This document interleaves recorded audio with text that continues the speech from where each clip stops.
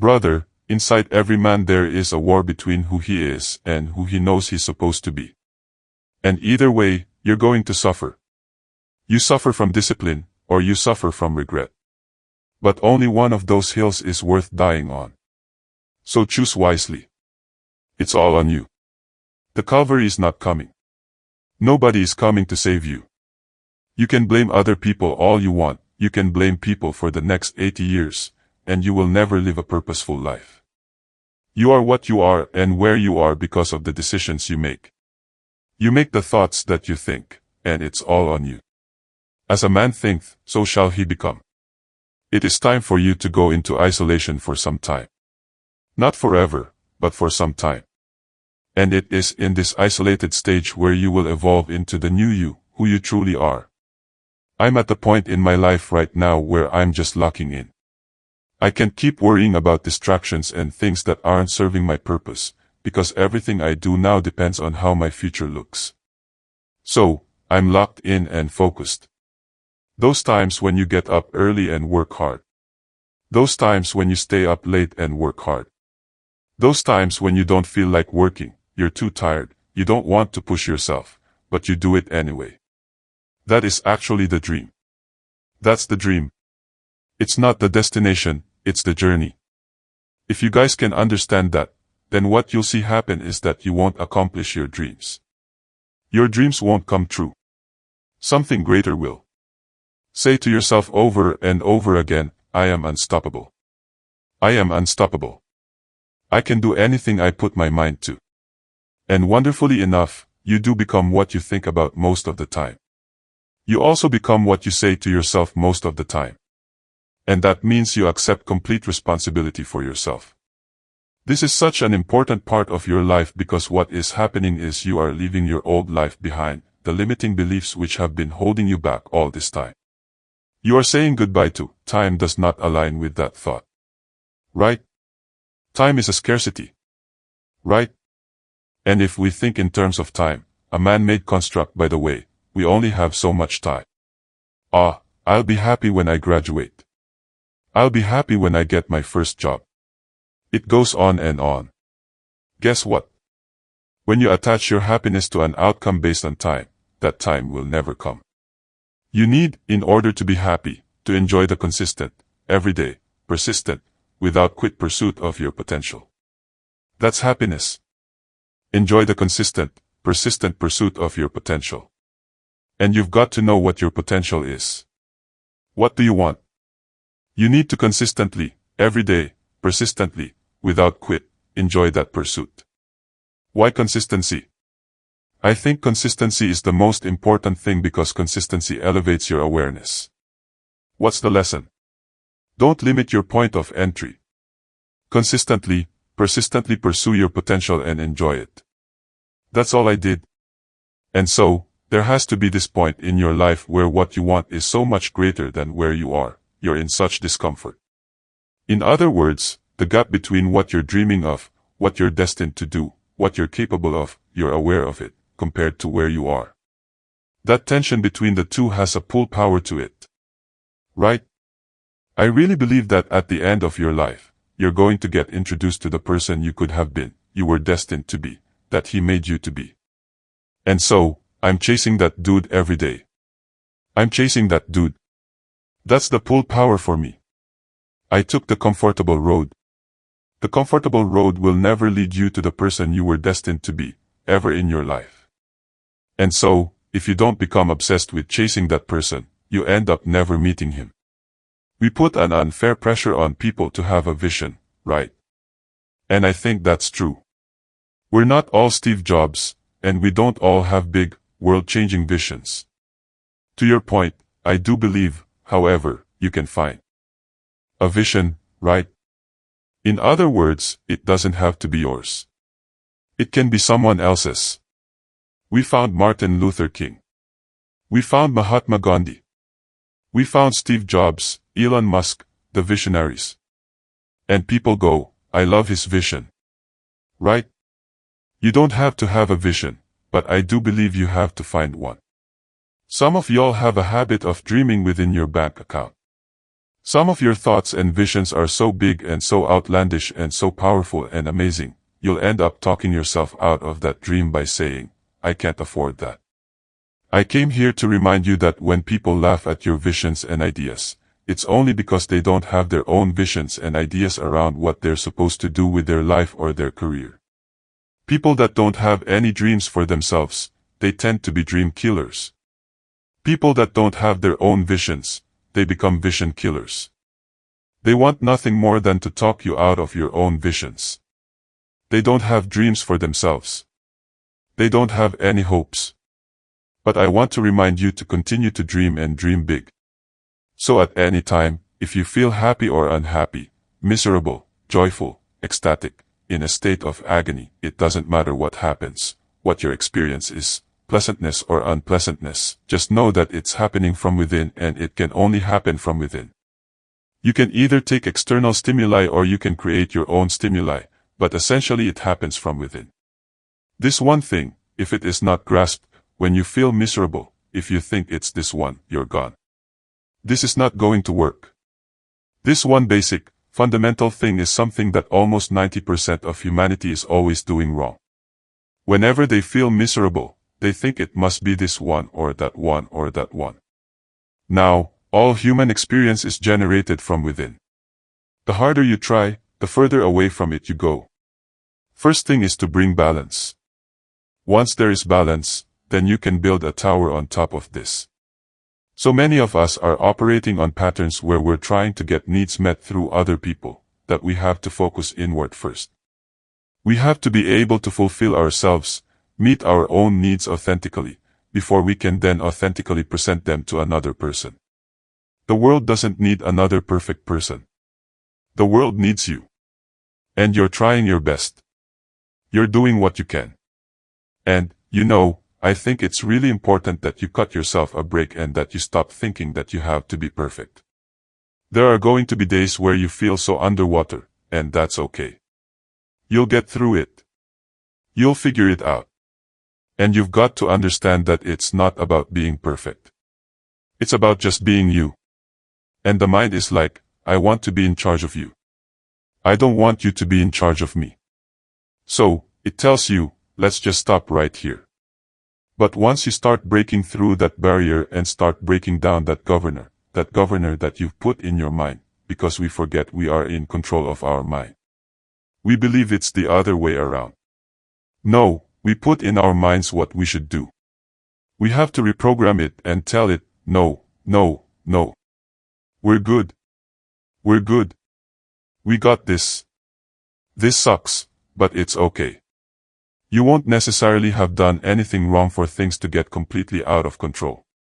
It's a terrifying doctrine, but it's not a hopeless doctrine because it still says that there's a way forward. There's a pathway forward. And the pathway forward is to adopt a mode of being that has some nobility so that you can tolerate yourself and perhaps even have some respect for yourself as someone who's capable of standing up in the face of that terrible vulnerability and suffering. Well, certainly by the avoidance of deceit, particularly in language, but also by the adoption of responsibility for the conditions of existence and some attempt on your part to actually rectify them. If you take people and you expose them voluntarily to things that they are avoiding and are afraid of, things that they know they need to overcome in order to meet their goals, their self-defined goals, if you can teach people to stand up in the face of the things they're afraid of, they get stronger. Success is not rocket science. You go and find the thing that you don't know, learn the thing you don't know, and do the thing you haven't been doing, and get the life you say you want. I just wanted what was unfamiliar. But you have to understand that most people don't invite in the unfamiliar because people are more committed. People are more committed to a familiar discomfort than they are to an unfamiliar new possibility. The key words are familiar and unfamiliar. See, we want to have a new experience while having some of the same behaviors because they're familiar to us, they're familiar. Some of them aren't even comfortable. People are in relationships that aren't even comfortable, it's just familiar. People are still at jobs that aren't even comfortable, they're just familiar. So that's the crazy thing, we are more committed to a familiar discomfort than we are to an unfamiliar new possibility because of the familiarity, not even the comfort. To give people a vision of themselves beyond their mental conditioning and their circumstances, to let them know that they have greatness within them, but greatness, it's not our destiny. It's a choice that you have to make every day. You have to put yourself in a state of perpetual discomfort in order to manifest your greatness. You've got to reach outside of your comfort zone. So every day I look forward to the opportunity to inspire people to reach higher, to understand and know that what they've done is only the tip of the iceberg of what's possible. Well, I think a fair bit of that is probably to be found in shame. You can find it in guilt. You can find it in conscience. You can find it in anger. You can find it in interest and engagement and beauty. There's lots of pathways. If you're angry about something in the world, well, it's speaking to you in a moral sense. This shouldn't be that way. Well, maybe you're the person who should do something about it in some manner. Maybe it'll take your whole life to figure out how to do that. Negative emotions can be a pathway to transformation. I'm not trying to romanticize them. They can crush you completely and leave you with nothing, for sure. And they can go badly astray. But shame, that's a good one. What am I ashamed of? Well, can you fix any of that? Because you might ask yourself, let's say you're so ashamed and so crushed that you're nihilistic and you can't see any hope for life. You're just done. You might think, well, what if I was less ashamed? I'm going to work on these things that I'm ashamed of and just see, does my life improve enough so that I'm not so bitter about it now, I'm not so hopeless about it now. And my experience has generally been that that works. It works. There are winners, there are losers, and there are people who have not discovered how to win. All they need is some help and assistance, just a little support. All they need is some insight or a different strategy, a plan of action to make some adjustments that will open up the key to a whole new future for them. That will give them access to the unlimited power that they have within themselves. If we do not do what we cannot do, there's no issue. If we do not do what we can do, we are a disaster. So I'm saying, at least, are you as joyful as you were when you were 5 years of age? At 35, 40, if you are not as joyful and as exuberant as a 5-year-old boy or girl that you were, obviously you're a disaster because you're not even at square one. That was square one of your life when nothing was in your control. All right. You're not even at square one. You've sunk deeper. That's a disastrous life. Never before in the history of humanity has any generation had these kinds of conveniences, these kinds of comforts, these kinds of wonderful things that we have today.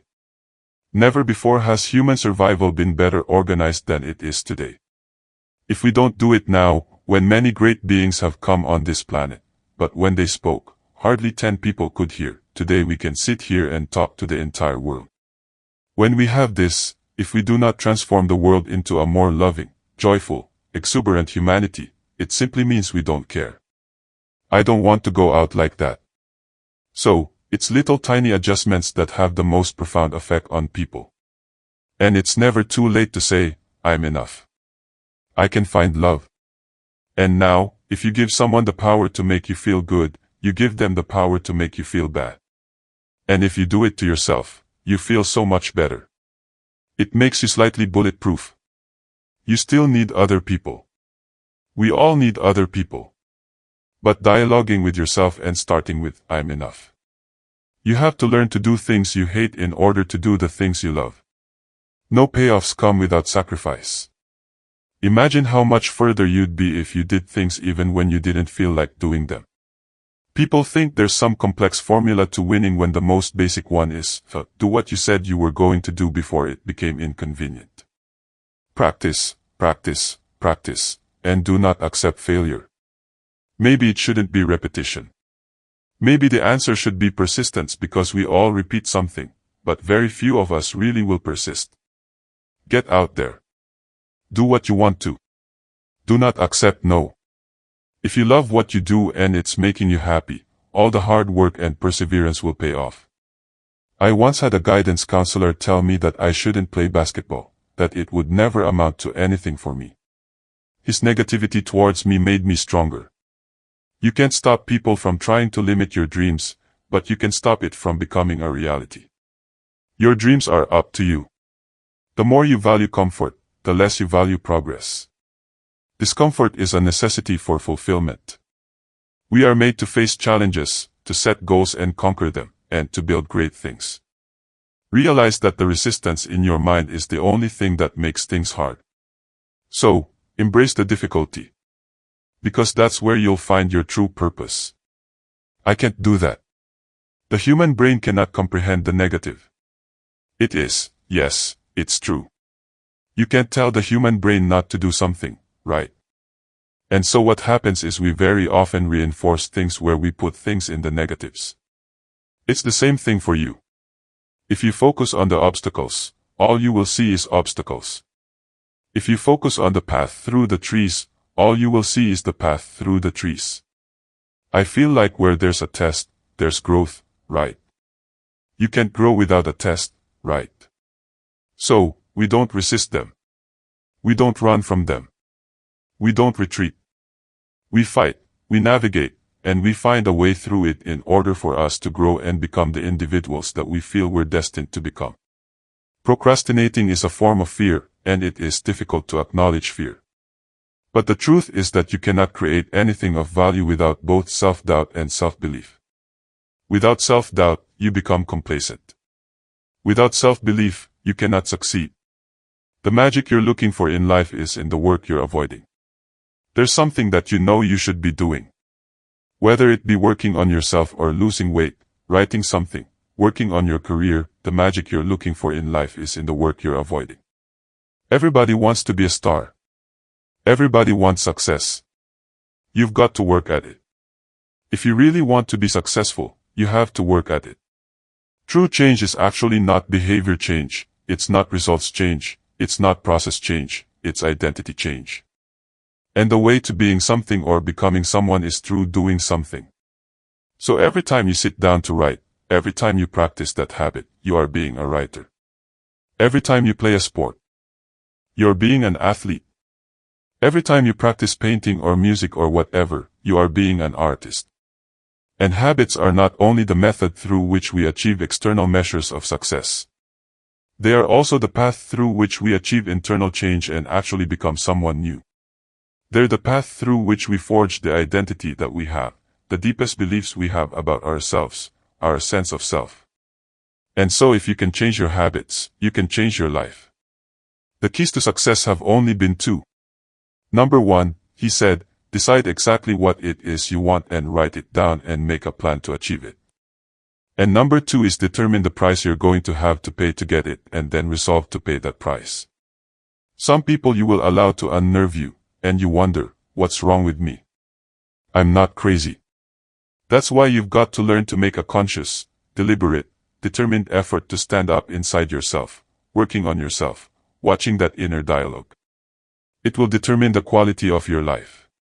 Realists are not afraid to look at the harsh circumstances of life. They sharpen their eye by paying keen attention to details, to people's intentions, to the dark realities hiding behind any glamorous surface. And you've got to learn how to tune out the critics outside and the critic inside. You are more alone than you imagine. This should not be a source of fear but of freedom. When you prove to yourself that you can get things on your own, then you experience a sense of liberation. You are no longer waiting for people to do this or that for you, a frustrating and infuriating experience. You have confidence that you can manage any adverse situation on your own. Think of it this way. Dependency is a habit that is so easy to acquire. We live in a culture that offers you all kinds of crutches, experts to turn to, drugs to cure any psychological unease, mild pleasures to help pass or kill time, jobs to keep you just above water. It is hard to resist, but once you give in, it is like a prison you enter that you cannot ever leave. You continually look outward for help, and this severely limits your options and maneuverability. When the time comes, as it inevitably does, when you must make an important decision, you have nothing inside of yourself to depend on. But in the end, the most important thing is, so what's the purpose of your life? Why are you here? You've got to jump. You've got to take that gift that's packed away on your back. You've got to jump off that cliff and pull that cord. You can play it safe and deal without the cuts and the tags. And you can stand on that cliff for life, forever safe. But if you don't jump, I can make you another promise: the parachute will never open. You'll never know. You want to be this, you're going to get locked out. You've got to get up. But you've got to work hard. This really belongs to me. And whatever I do in this 24 hours will determine where I'll be tomorrow and the next day. And I think that's what people need to focus on. Like, get off of this, I want to make 6 figures. I want to drive this car. I want to live in this house. I think what people should be focusing on is, I have 24 hours. Like, Oprah only has 24. Bill Gates only has 24. Warren Buffett only has 24 hours. And in that 24-hour period, I can either break my life or make my life.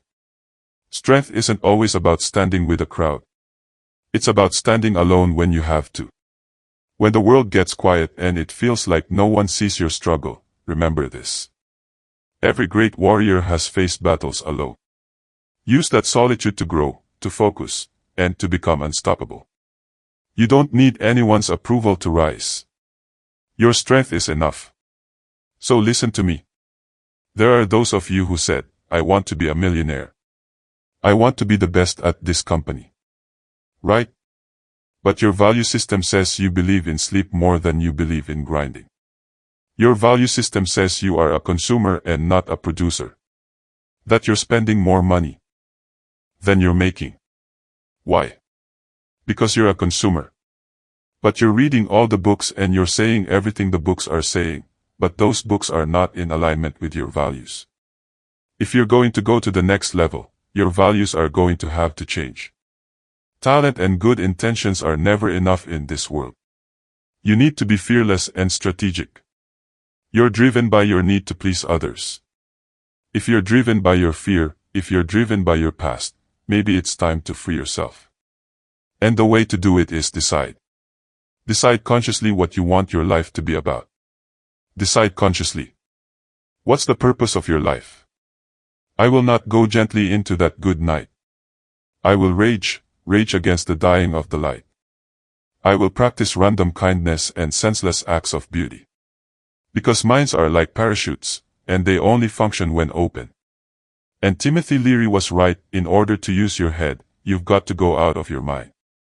So if you are a wonder junkie, if you believe as Carl Sagan did that understanding is a kind of ecstasy, if you are hungry for the sublime, learn to control your attention. Learn to control your mind, your thoughts, because you created the linguistic choices, the very words you use to map the reality feeding back into your reality. You are the painting. You are the paintbrush. You are the camera. You are the question. You are the answer to the question you are looking for. You are also, my friends, the question. You are everything. We are everything. We are sentient. We are consciousness. The most sublime, miraculous thing in the universe. So you better be having a good time and authoring your fate. Turn your life into a living, breathing work of art. Because anything less will be a tragedy. You have to consider the price you pay for inaction. People presume that inaction has no cost. You don't get to not make a choice.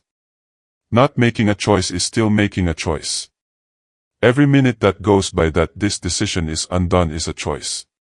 Absolutely everything that has happened to you in your life has happened for a reason. You can see that everything is a dot on the map that has led you to this exact moment. It has given you a person or an experience or a lesson or a skill or a bit of wisdom that is now part of who you are. And what I want you to know is that standing here in this moment, you are standing on another dot. And this dot is part of the map that is leading you to where you're meant to go. I'm talking about making a promise to yourself. So, if you say, I'm going to go work out at this time, keep that promise. I'm going to eat this kind of food, keep that promise. I'm going to eliminate social media, keep that promise. I'm going to eliminate these negative people, keep that promise. And when you start making promises, small, tiny promises that seem insignificant right now, but over time, they stack up and build massive confidence. That's what you're doing. Because your confidence is really your reputation with yourself. What's most real might be what's there when the times are hardest. That's a different concept than the material is what's real.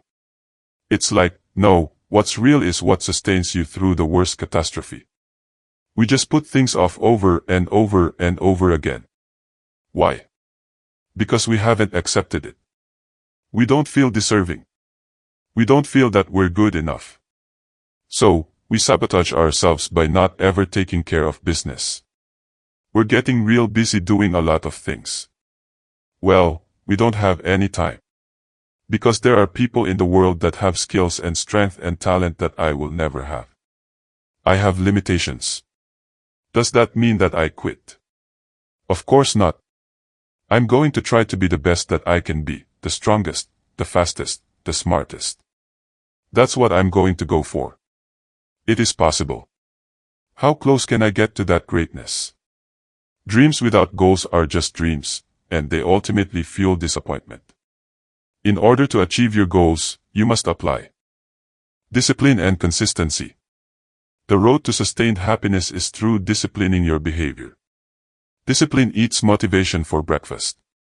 You don't need motivation. It's great if it arrives, it's some extra fuel on the fire, but discipline is the thing that you need. What would tomorrow's you want today's you to do?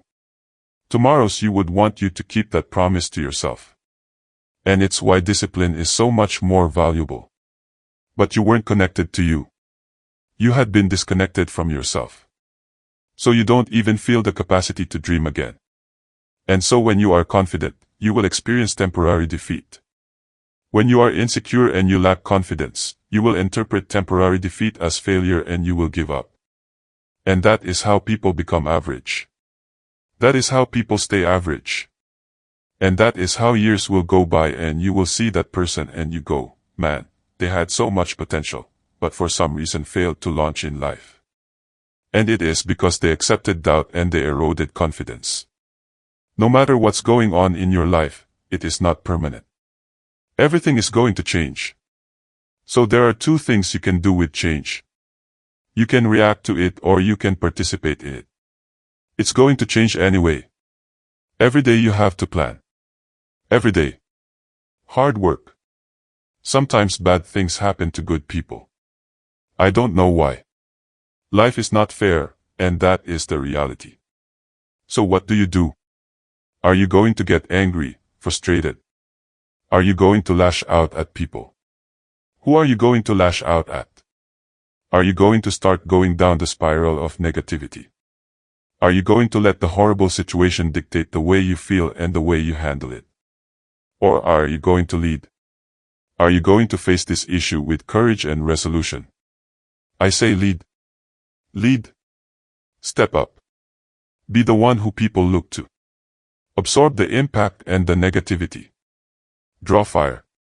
If you wake up in the morning and you start having negative thoughts, man, this ain't my day, I woke up on the wrong side of the bed, I'm tripping, I just don't feel myself, in the middle of the day, if you feel yourself doing that, stop.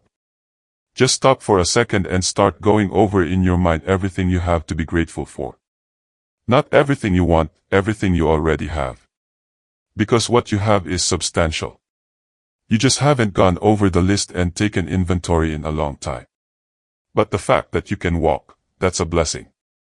The fact that you woke up, that's another blessing. The fact that you can see, think, reason, that's another blessing. I can give you 50 things you ought to be grateful for right now. I don't even know you. Start coating your mind with gratitude. It'll change everything for you. There's no one stepping in, coming down the aisle to play that for you. No one can make the decisions for you as a shot caller, as a leader, but you. You have to be confident. But you can't be confident if you haven't put in the work. Confidence comes from the fact that you've gone through so many scenarios by yourself, so that when it's asked to be gotten up, you can be competent because it's part of your preparation.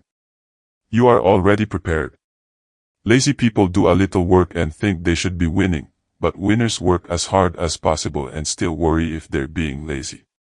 He who says he can and he who says he can't are both usually right.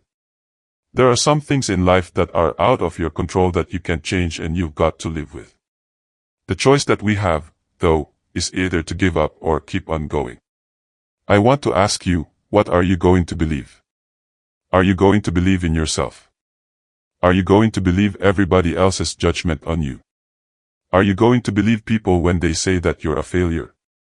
No one really likes you, no one really cares about you. Situations happen that were out of their control. And when you think about when things happen, the first thing we try to do as individuals is, how can I control it and how can I manage it? And if I can't control it and manage it, now I'm frustrated and I'm mad about it. And the words of an older gentleman, he told me one day, he said, "Young man, you can't speed up the river and you can't slow it down at a certain point. You've got to have some faith." You see, all of us want that person in the huddle. Everybody wants that person on their team, that belief, that person that says, "We're not done. Not now. We're not quitting. Not now. We're not losing. Not now." Why? Because I was born for now. I was born for this moment.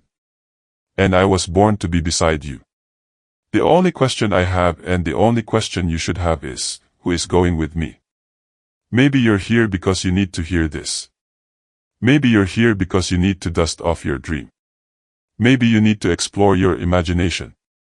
Maybe you just need to identify your guilt so you can quit tripping in your own life, trying to figure out what you can do when God already planted inside you a long time ago.